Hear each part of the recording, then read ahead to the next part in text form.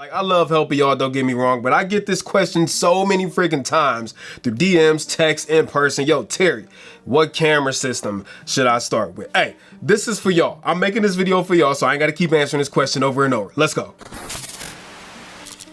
What up, y'all? Tight Shirt Terry back in the building, and today I would say that the shirt it's not super tight. I mean, it's a normal fitting shirt, I think. But anyways, I hope you're having a good day so far. If this is your first time here, yo, a big fat welcome to you and to the family. We just crossed 18K on this channel, so I need y'all to come in and give me a big hug. I appreciate y'all so much, and welcome back. So again, today I'm gonna tell you what camera system I use, and a lot of y'all know I shoot Sony, but I'm gonna tell you why. I'm gonna tell you why, and I'm gonna also use this video to send to all of those people who send me a question about which camera system they should start with. So, a few disclaimers real quick, right? I'm not saying because I choose to shoot Sony that I think that there aren't other good camera brands out there. In fact, really any camera that's been made in like the last 8 to 9 years is good enough for most people. All cameras, there's really no such thing as a bad camera is what I'm trying to say.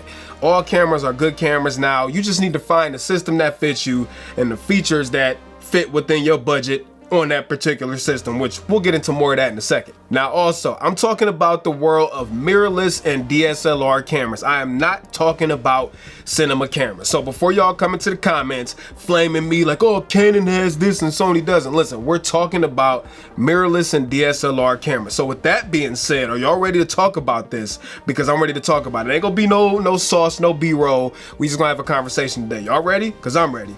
Let's do it. Now, before we move forward, what I want you to do is let me know down in the comments, what camera are you using right now? I really want to know. And also, if you're not part of the fam, now would be a good time to join the fam. Hit the subscribe button. Go ahead and hit that like button too. Y'all know how important that thumb is? If not, I'm gonna tell you right now. I need you to hit that thumb right now because that really helps this video. Okay, so I didn't write down any like bullet points I wanted to hit. I'm talking right off the head, so I hope this is not too jacked up, right? The first reason that I choose to shoot Sony is because Sony, when I first started getting serious about photography and film, that's the brand that I chose. And I chose it because they were leading the industry with their SLT technology. So they had like this funky mirror, right, where it was like a regular mirror in the DSLR, but it allowed light to go through the mirror, which in turn allowed some of that light to get reflected upwards to an autofocus sensor. So the autofocus, even in the A57, which was the first Sony camera I bought,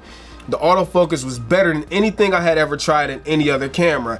And that point on, I was like, yo, I gotta shoot Sony. So that's the reason why I'm still here now, because most people, when they pick a camera brand, they tend to stick with it. I mean, unless there's some like polarizing reason why they need to switch camera brands, most people don't want to go through the hassle of researching a new camera, getting new lenses, buying new memory cards, adapters, all that crap to then work with a new camera. So most people will start out with one system and then they'll just keep using that system, and I'm a perfect example of that because I've owned like 7 Sony cameras now, and right now I still shoot Sony. So the second reason that I choose to shoot Sony, and again, I'm not saying that other camera brands are not good or you can't get comparable features on other brands. I'm not saying any of that stuff, okay? The second reason I choose to shoot Sony is because I just think that for the money compared to the competition, Sony gives you the most feature-rich cameras. Now, I know this is subjective, right? Because not everybody cares about having the latest and greatest specs and all of that stuff. Some people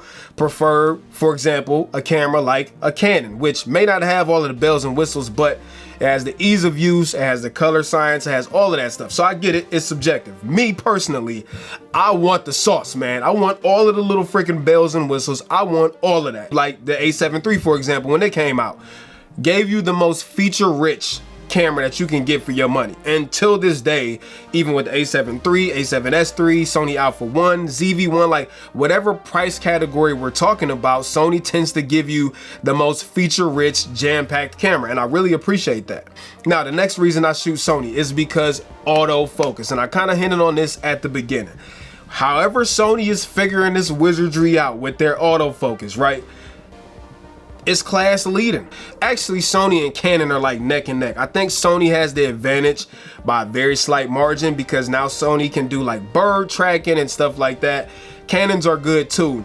But as a whole, Sony tends to have the best autofocus across their whole entire family of cameras.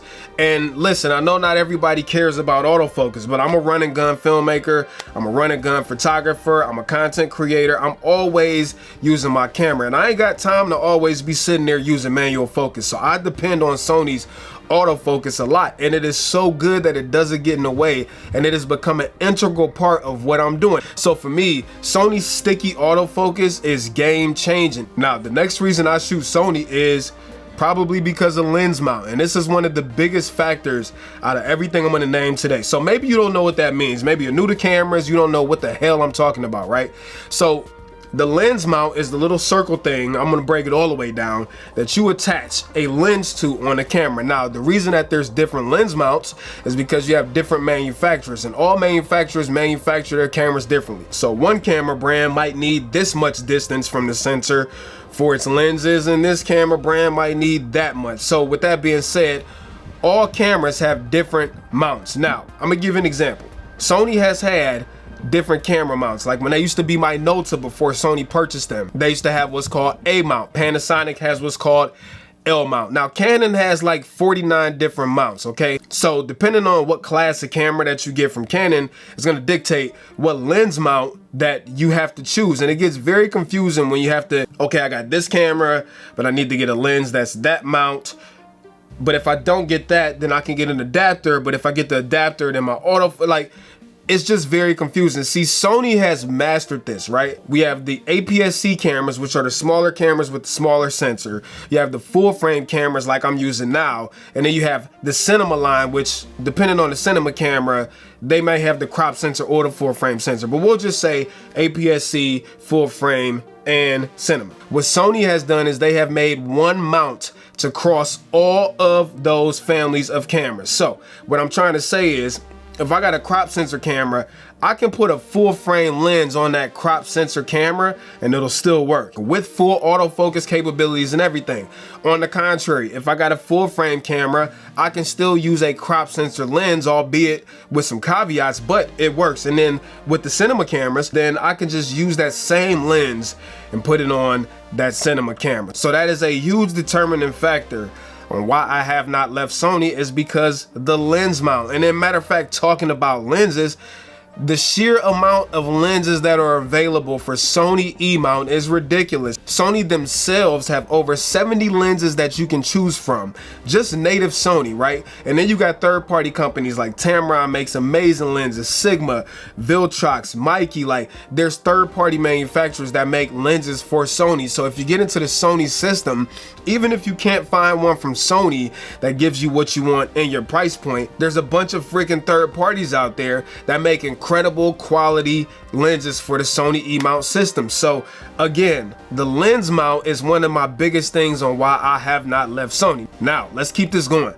Low light performance. Now, again, I'm not saying that other camera manufacturers are bad when it comes to low light performance, but as a whole, Sony has the best low light performance, especially with the A7S III that we're using right now. Sony has the best low light performance that you can get in mirrorless cameras without a question. We can't even make a comparison between any other camera brand because they do not come close. Now, again, that's not to say that they're bad, but compared to Sony, they cannot come close. Now, another reason that I shoot Sony is because of innovation, yo.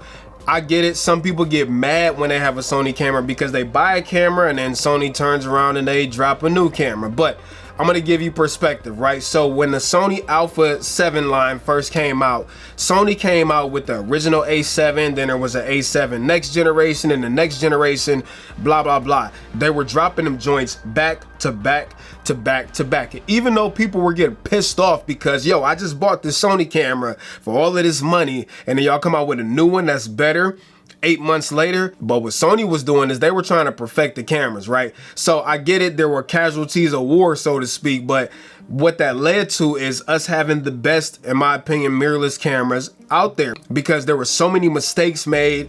They listen to feedback from customers, they make the fixes, they change them in the next version of the camera. Like, Sony is not scared to push the envelope, and I love that about a company. Companies that are not scared to pioneer new technology, to bring new technology to the masses first that people might give them backlash on, that might have issues, but they still do it. Do you know how many times that us Sony users have complained about something, for example, a flippy screen on the Sony Alpha 7 line? I'm looking right over here. I'm getting my face tracked, I'm getting my eye tracked, and everything is in perfect focus, yo. But you know how we got the flippy screen? Because we complained so much on the forums, giving Sony feedback like, yo, we need a flip out screen. We're vloggers, we're content creators, blah, blah, blah. Whoever we were, we needed that. And then Sony listened and they gave it to us. For example, Sony a7C, a small version of the a7 III.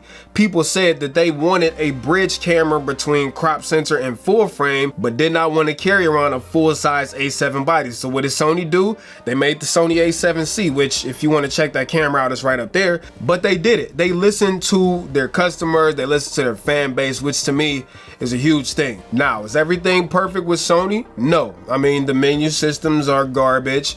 The color tones are not always the best. So, you know, no camera system is perfect. There is no such thing as a perfect camera brand. And Sony definitely has some things that they can still improve on, and they are still improving on cameras. But as a whole, those are my main determining factors on why I choose to shoot Sony. It's not because I think they have the best image quality or because I think they take the best pictures. Hell, all cameras can give you that nowadays. It's those core things for me that I just mentioned that really make it difficult to leave Sony products. And they're sticky, very sticky, and I don't really have a reason to look elsewhere because the Sony cameras give me everything that I need within reason out of a mirrorless camera. So anyways, I think I'm done ranting, man. I hope this video was at least some type of helpful for y'all. If it wasn't, my bad. But that's all I got for you. I am out. Peace and chicken grease. Terry Warfield. Peace.